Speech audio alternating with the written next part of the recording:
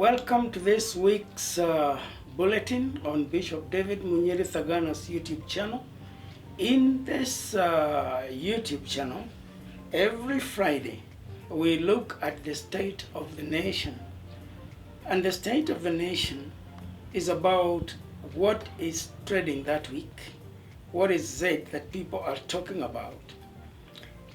People will always talk about things that they are anxious about, things that they are worried about, things that they are happy and excited about, things that disturbs them. People will always have conversations about subjects of interest. And therefore, we single out to the most trending subject or whatever people are talking so much about in that week, and then we discuss it and we look at it from different perspectives in this channel in what we call the state of the nation. We bring it to you every Friday at 6:30 p.m. And therefore, welcome to today's State of the Nation as we discuss the issue of social media. The issue of the social media has been the main subject, and specifically the TikTok.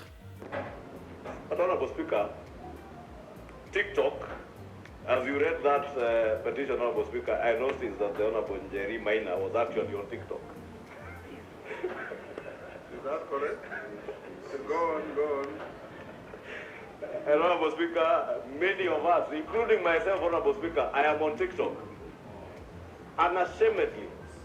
And my deputy whip here says she's also on TikTok. And there is nothing criminal, there is nothing evil being on TikTok, Honorable Speaker. Therefore, Honorable Speaker, as much as I feel what Mr. Ndolo says, there could be an element of abuse of all these apps. But Honorable Speaker, we cannot, as a house, prevail over the banning. That has been the talk of everybody. I'm even surprised that some people whom I didn't think they knew what TikTok is, they are right there in the forefront, talking about it. And you know what sparked the discussion? A few months ago, there was that statistic that showed that Kenya is at the top among the best users of TikTok in the world. And I really wondered, well, you mean we top on such a situation of how we use TikTok? I think that formed the basis of the conversations that we are having. Because what happened with that statistics, even people who never knew what TikTok is, they wanted to know what is this that Kenya is topping, is leading in. And therefore some people ended up learning what TikTok is, resulting from that. Therefore, viewer, if Kenya is top of the world in the usage of TikTok, it means it is something worth discussing about. It means it is a subject that is worth to win our discussion in the State of the Nation this Friday. From that foundation of the research that indicated that Kenyans are among the top users of TikTok, the next reason that kicked this discussion again into the social media is the man from Kirinyaga, who decided that he was going to appeal to the parliament to stop the usage of TikTok, or to ban the usage of TikTok in Kenya. That man, his bold step, his understanding of how laws are passed, to the extent of taking it to that you take the matter to parliament, I think that made many people take this subject seriously. Because if a Kenyan who is offended or really thinks that this TikTok is harmful to Kenyans, and then he becomes proactive and moves to parliament and begins to register a debate or a motion with a view to banning TikTok, I think that generated also interest in many Kenyans. And of course, those who didn't know what TikTok was, this time round they wanted to know, what is this that is being discussed? And sure enough, the members of parliament began responding to the concerns of this petitioner. And of course, with different views. Just like any other, every subject will have those who are for and those who are against. And probably those who are in the middle, mainly because they may not even know what the subject of discussion is all about. So the banning of TikTok has continued through the week, even attracting the attention of His Excellency, our President, Dr.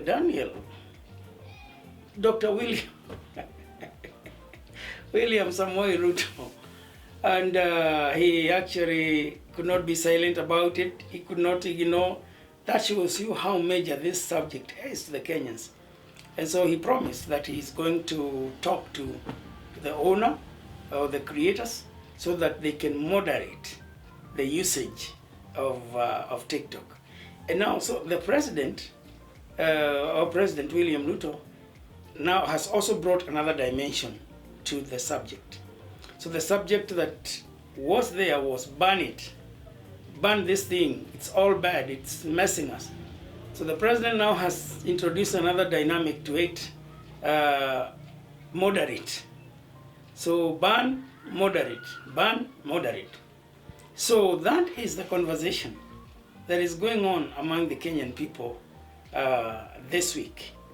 And because we are not a lonely island by ourselves, but we are part of the larger global village, we cannot be left outside this conversation, and neither can we be discussing it just among ourselves as Kenyans, but we just jump in there and be part of the global conversation.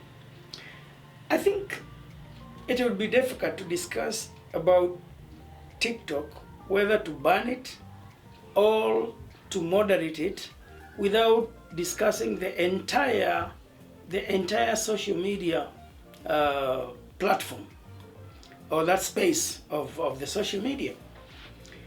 And as we look at that digital space of the social media especially, which includes the TikTok, I think the question we need to ask ourselves is, why is this petitioner and many other people probably think that the way is to ban the usage of TikTok or any other social media? Why do they think that? And they have made it very clear that the main reason is it is destroying the morals of the Kenyan people. It is destroying the moral fabric of the society. That is the main, and specifically the children and the youth. And I think that is a concern of those who are for the banning of the TikTok or social media. The other point that seems to be carrying a lot of water too is that it is making young people very lazy by engaging them, spreading throughout the time on it, and therefore not going to use more constructive things, some more constructive things. And all that is fact. In actual fact, there is great concern to the leaders, to the parents, to the educators. There is great concern with regard to the destruction that social media is causing to our Kenyan people. Some of our young people have been reported never to be going to work because they spent the whole night on social media, whether it's TikTok or any other media. Others have been reported to carry with them their phones and always be in the social media, and even in the place of work, even when attending to serious clients, they are still on TikTok and other social media forums. Others have been said to have become mentally ill because their mind is not engaged so much with constructive stuff. They're just having that fun and excitement that is found within TikTok and those other social media. Other people, and not just young people, but many other people. That's why Kenya is leading in TikTok, because we, our users, have been said to have lost their creativity. Because instead of thinking creatively, instead of creative responses to something, they're just spending the time there, nothing to think about, no creative thinking. And so those are the issues that have been raised by the advocates of banning the social media. And they are very right. They are very right. And I do personally agree that all those are very valid issues, valid reasons. They are valid as reasons to be concerned about the social media, especially the moral fabric, because the things that people are really seeing or being exposed to, they are very damaging, very damaging, and the character is the character of our children, the character of our youth, the character is at stake, morality is at stake. So those are really valid reasons, and we applaud the man who has thought of a solution, or who has kicked off this subject to become a national subject. But let us look at the other side of it, as to, is there anything good that can come out of social media? Do we have anything that is worth keeping? And the answer is a big yes. There's a lot. There's a lot. That is why it is impressive to hear the president bringing a different dimension to this conversation by using the word moderate. Because really, there are some things that are very bad, and there are some things that are very good. Moderation in the usage is the question. Because the challenge we are having is mainly the challenge of addiction. All the reasons that we have mentioned above, which makes people feel that it needs to be banned, they are resulting from users having reached to a level of addiction. And you know what, Vio? Everything, when it becomes addictive, is harmful. Not just the social media, not just the TikTok. When you become addicted to something, there are very few things that you could be addicted to and remain sober and remain productive and remain creative. There are very few things. Therefore, here the real issue here is the issue of addiction. That's why we applaud our president for bringing in the dimension of moderating the usage. Now, what are the good things that are found in the social media and even in TikTok? You know, I speak as a graduate representing the church leaders. One of the things that has made the youth and the young people be fewer in the churches today around the world, not just Kenya, is because of lack of creativity. People get bored by the same things done the same way, getting the same results as it was 100 years ago or even more. Same things, same way. So when when you bring in a dimension of creativity, even in the social media, in delivering the message, in communicating, I think it's worth exploring. It's worth exploring how to use the social media for constructive reasons to advance the cause of the gospel. GOA, we are major users of the social media for the Great Commission. And you'll find us everywhere, including in TikTok. You'll find us in Facebook, you'll find us in Instagram, you'll find us in Twitter, so you'll find us in everything, literally YouTube, everything.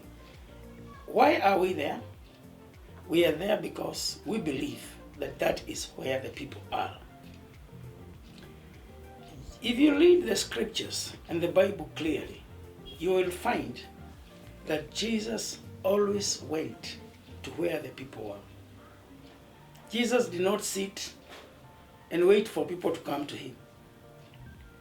He was not a come-to man. He was a go-to person. He was a God who went to the people. Where the people are is where you'd find Jesus. That's why the whole doctrine of incarnation, God coming to man,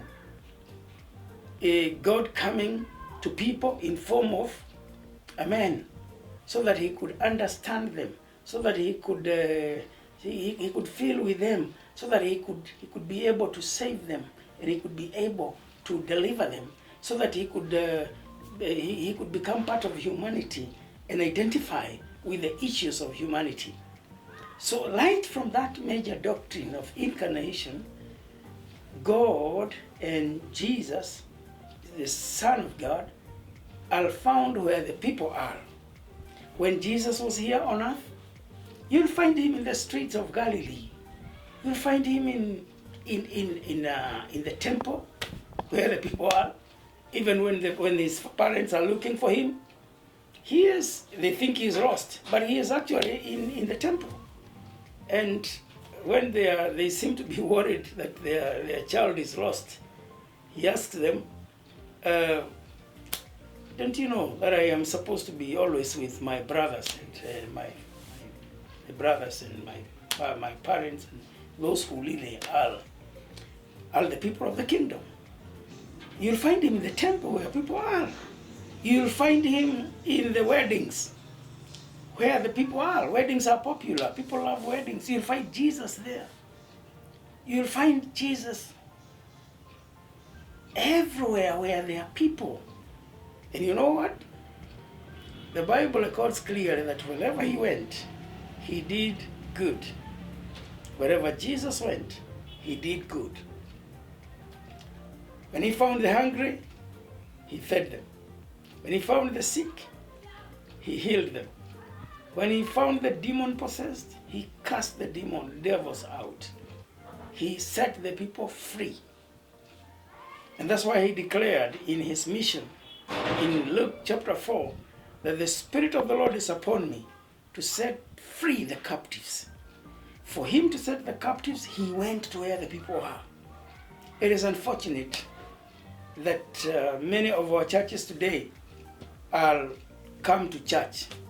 We spend millions of money getting people to come because they are come to church. We sit there and wait for the people to come. But Jesus' mission was a go-to mission, and therefore the church should be a go-to institution. It should be an institution that goes to the people, not sits and waits for the people to come to the four walls, but goes to where the people are.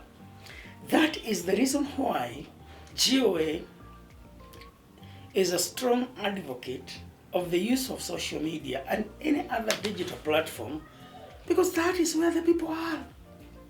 A huge percentage of the people in the world, they are in the internet. That's where you'll find them. Whether they are doing the right thing or they are doing the wrong thing, but that is where the people are. That is why we, GOA, we cannot participate in this debate on the side of those who say ban it, stop it, remove it completely. We cannot advocate that. What we can advocate for, number one, is we think we would support the president, our president, when he says moderate or regulate. Determine the content that certain categories or classes of people can watch. And it is not only TikTok. Even in the other social medias, their parents and educators and others have got an opportunity to determine what their children watch, if there are things that they don't want them to watch. Above all is, how do we use the social media? And I want to encourage you, my viewer, make it a commitment from today that you'll be reading a book. Have a book that you are reading. Whether the book is on the phone, the same thing we are talking about in soft copy, or whether it's in hard copy, but learn to read. At the moment, yesterday, I was part of the invited guests and the delegation in Mombasa, as we received and officially launched the Logos Hope vessel. This Logos Hope brings hope to the people, it brings knowledge, and it brings help. Those are the three things that Logos Hope carries: hope, knowledge, help. Now, knowledge comes through the books. They have over 5,000 titles of books right there in the ship. And they are going to be in Kenya for 45 days. Now they're just beginning. Today is actually the first day in which people are going in to buy books and to read books and to do other ministries that are inside there. Tumezoea kuketi na kuzungumza, hatusomi sana, lakini hii ni fursa nzuri ya kuweza kurejea katika hali ya kusoma. Na hasa vijana tungependa kuwahimiza, tumia nafasi hii kuja uchukue kitabu moja ama mbili kwa bei nzuri, kwa sababu kutumia muda kwa social media mara nyingi inaweza kukurudisha nyuma kimawazo. Na tunaona vijana wengi wametumia nafasi yao kwa social media na wanaendelea saa zingine tabia zinazolota. Viewer, this subject is deep into our hearts and mind. It is in the mouths of many Kenyans. It is in the headlines of our papers. It is so important that we cannot exhaust it in just 1 week State of the Nation. We therefore bring you part 1 of the State of the Nation. Please keep it right here for part 2 of the State of the Nation in the same subject. Who knows? We might even go to part 3 because it is so important. But meanwhile, give us feedback and ask us the questions right there in the comments area, and we will respond to them next time. So thank you for watching part 1, and look out for part 2 of this subject on banning social media, moderating, what to do with it. Keep it right there. Thank you.